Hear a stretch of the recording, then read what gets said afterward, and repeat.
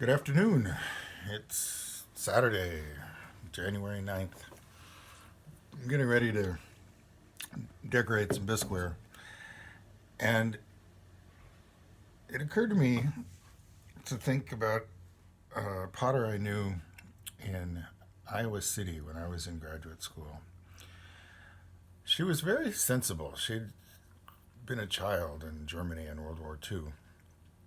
Um, she was one of the founders of the Iowa Artisans Gallery there. And at one point, she talked about, her interest in being a potter and so forth, but she wasn't interested in doing it just for the fun of it. I mean, she had fun. I mean, it wasn't painful for her or anything like that. She was trying to be a sensible business person in a way that I really haven't seen mimicked by any other potters. And she said at one point she did an exercise where she tracked the time spent not just on the various processes she did in terms of throwing and trimming and so forth. She tracked it down to the pot. I mean, as in a type. So, how long does it take to, throw a bowl and then trim a bowl and then so on and so forth.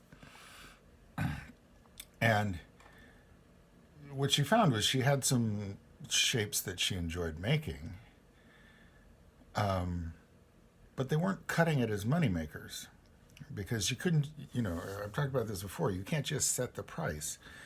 In some ways, the potters around you set the price.